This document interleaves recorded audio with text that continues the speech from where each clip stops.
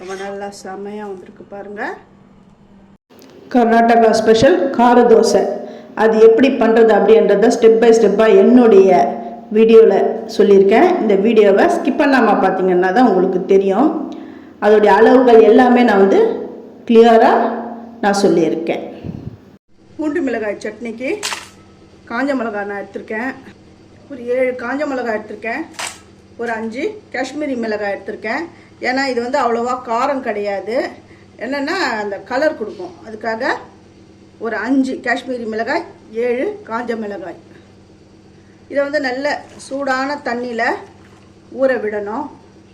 ஒரு 10 நிமிஷத்துக்கு இது நல்லா ஊறணும். பூண்டு எடுத்திருக்கேன். பூண்டு வந்து ஒரு 10-12 பல் எடுத்துக்கோங்க. இதை தோலெல்லாம் உரித்து எடுத்துக்கோங்க. ஒரு கைப்பிடி சின்ன வெங்காயம், நல்லா பழுத்த தக்காளி 1 எடுத்துக்கோங்க. புளி வந்து ஒரு நெல்லிக்காய் சைஸ் எடுத்துக்கோங்க. சின்ன நெல்லிக்காய் சைஸ், இந்த அரை நெல்லிக்காய் சொல்லலாம், அந்த அளவுக்கு எடுத்துக்கோங்க. இதுக்கு தேவையான பொருட்கள், அதாவது பூண்டு மிளகாய் சட்னிக்கு தேவையான பொருட்கள் இதுதான். இது கூட உப்பு போட்டு அரைச்சிக்கணும். இது சுடு தண்ணி விட்டுருக்கேன். இது ஒரு 10 நிமிஷத்துல இது நல்லா ஊறிடும். அதுக்குள்ளே இந்த பூண்டு, இந்த வெங்காயம் தோல் உரிச்சிலாம் நான் எடுத்துகிட்டு வந்துடுறேன். வெங்காயம் தோல் உரிச்சிட்டேன். பூண்டு, ஒரு தக்காளியை கட் பண்ணி வச்சுருக்கிறேன். மிளகாய் வந்து நல்லா ஊறிடுது. இப்போ இதை பேஸ்ட் மாதிரி அரைச்சிக்கணும். தண்ணி ரொம்ப விடக்கூடாது. இதோ இதில் ஊறின தண்ணியை கொஞ்சம் கொஞ்சமாக விட்டு பேஸ்ட் மாதிரி அரைச்சிக்கலாம். ஃபஸ்ட்டு இந்த ஊற வச்சுருக்கிற இந்த மிளகாயை இதில் நான் சேர்த்துக்கிறேன். உரித்து வச்சிருக்கிற பூண்டு, வெங்காயம், பழுத்த தக்காளி அது 1, புளி ஒரு சின்ன எலுமிச்சங்காய் அளவு, சீரகம் ஒரு அரை ஸ்பூன், உப்பு ருசிக்கேற்ப, இது எல்லாத்தையும் சேர்த்து நல்லா பேஸ்ட் மாதிரி அரைச்சிக்கணும்.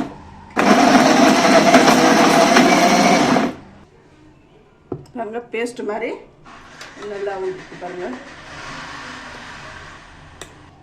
இதை வந்து நல்லா பச்சை வாடை போகிற அளவுக்கு நல்லா வதக்கிக்கணும்.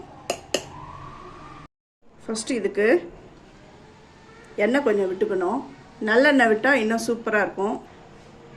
அரைச்சி வச்சுக்கிற பேஸ்ட்டு இதில் சேர்த்துடணும். இது நல்லா சேர்ந்து வர அளவுக்கு நல்லா கலந்து விடணும். ஏன்னா நம்ம அரைச்ச உடனே தோசைலாம் நம்ம விட்டோம்னா இந்த பச்சை வாடை அப்படியே இருக்கும். அதனால தான் இதை கொஞ்சம் அப்படியே வதக்கிடணும் எண்ணெயில். அதுவும் இல்லாமல் இது வந்து மேலே அப்படியே கொஞ்சம் அப்படியே சட சடன்னு மேலே அப்படியே அடிக்கும். அதனால் இது குறுக்க ஒரு இது கரண்டி வச்சுட்டு மூடி வச்சுக்கோங்க. கொஞ்சம் நேரம் அப்பப்போ திறந்து கலந்து விட்டுக்கிட்டே இருக்கணும். எப்படி வந்துடுது பாருங்க, ரெடி ஆகிடுது. இதோடைய பச்சை வாடெல்லாம் போயிடுது. இப்போ இதை எப்படி தோசையில் ஸ்ப்ரெட் பண்ணுறது நான் அதை சொல்கிறேன். இது வந்து கர்நாடகாவில் அந்த மைசூரில் ஒரு ஹோட்டலில், ரொம்ப பிரபலமான ஒரு ஹோட்டலில் இது சாப்பிட்டது. அவ்வளோ சூப்பராக இருந்தது. தோசைக்கல் வச்சுருக்கேன். இது கொஞ்சம் சூடாகட்டும். தோசைக்கல் வந்து நல்லா சூடாகிடுது. தோசையை நல்லா மெலிசாக விடணும்.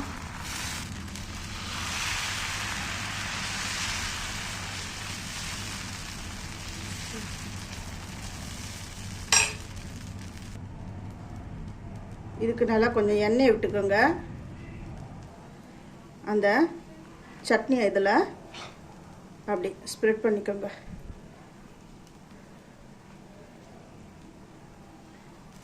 இந்த சட்னி வந்து 2-3 நாள் கூட கொஞ்சம் நல்லாயிருக்கும். ஃப்ரிட்ஜில் வச்சு வைங்க. இது ஃபுல்லாக இந்த தோசை ஃபுல்லாக அப்படி ஸ்ப்ரெட் பண்ணிடலாம். இதுக்கு வந்து தொட்டுக்க சட்னி எதுவுமே தேவை கிடையாது. அப்படியே கூட சாப்பிட்லாம்.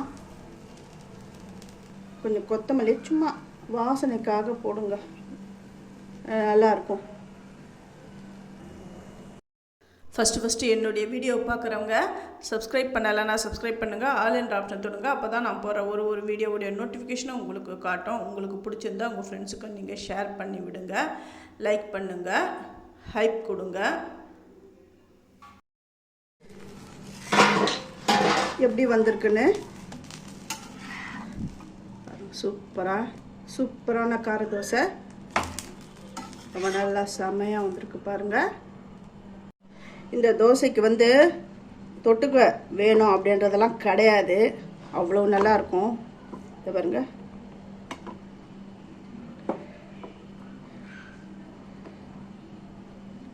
செம்ம சூப்பராக அவ்வளோ நல்லாயிருக்கும். இதை சாப்பிட்றதுக்கு நீங்கள் ஒரு தடவை செஞ்சு